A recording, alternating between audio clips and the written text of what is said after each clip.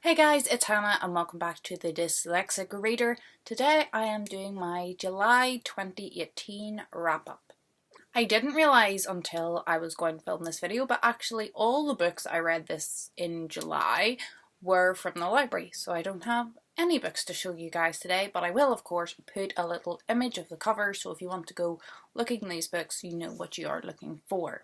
The first book I read was Radio Boy by Christian O'Connell and I gave this 3 stars. This was about a young boy who worked on a radio station in the local hospital and he was kicked off, and then he starts this kind of underground radio station and, starts getting the kids to do naughty things at school and all these kind of things, and it finally catches up with him and he loses his friends and he gets a big ego, and then everything gets sorted out. And it was fun and it was a bit different and I think kids would like it, but for me it was nothing spectacular, so I just gave it 3 stars. The second book was The Apprentice Witch by Nicole James.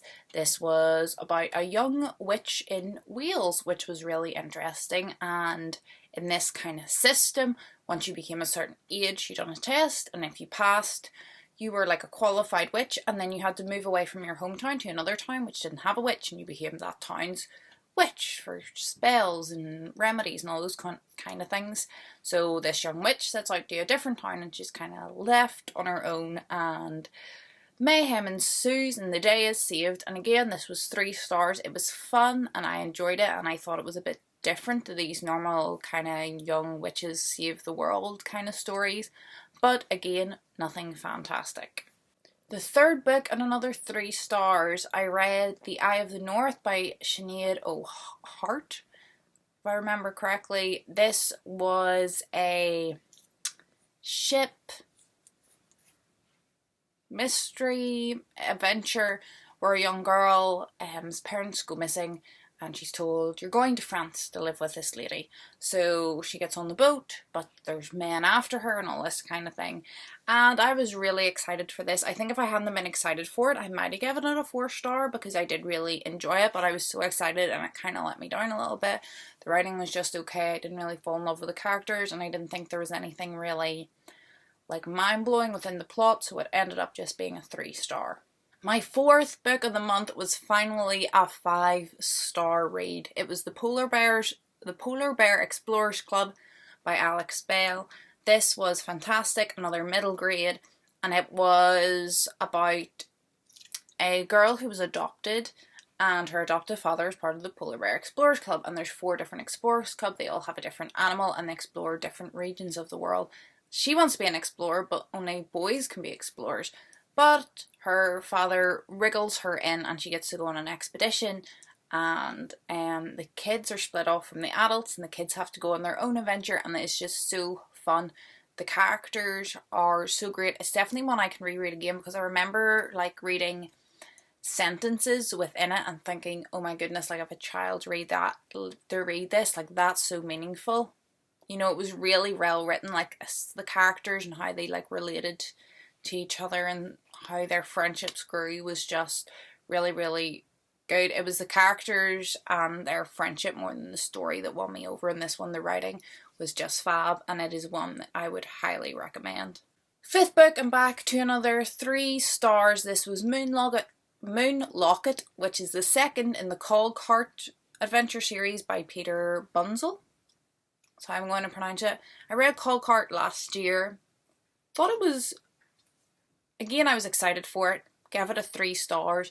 Didn't think it went where it could have went. Like the storyline, the concept has a lot of potential.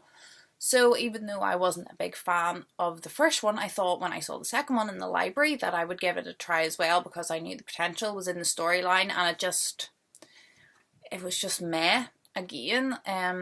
The concept within it is mechanicals, like there's like robots, but it's very Victorian and the technology is very low except for these mechanical animals and robots and stuff, and just the whole world is incredibly interesting, and the story kind of, you're like, oh, this is going somewhere good, and then it just goes a completely different way.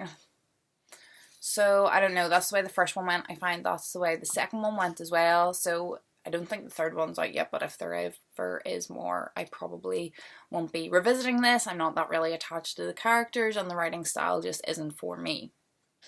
And finally, I read Pinocchio by Carlo Coldoli.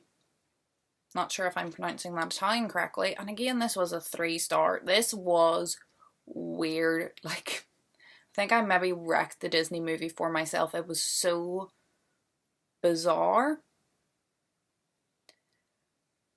I would recommend everyone reads it though. It's so weird. It's almost Lewis Carroll and the Alice in Wonderland. They're like weird, but it like just jumps. So like they'll just suddenly be here doing something weird and it's lost. And this is kind of like that, but it hasn't got that jumpy aspect. You don't kind of lose the story like it does, even though weird things are happening and you're like, where did that come from? The plot still flows, which was interesting. There was at one point he went to jail.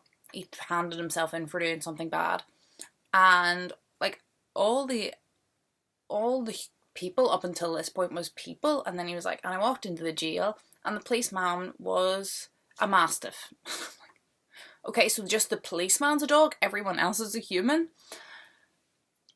Just things like that. It was very weird. Some of the things that happened were bizarre, and I'm pretty sure if you read it to a child nowadays, they would be pretty scared. So I think if you're looking to introduce a child to the story of Pinocchio, I would stay with like a Disney modern version rather than the original, because it was weird.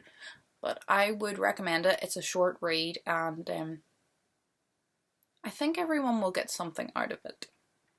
So that is all I read for the month of July. That's all I have to say.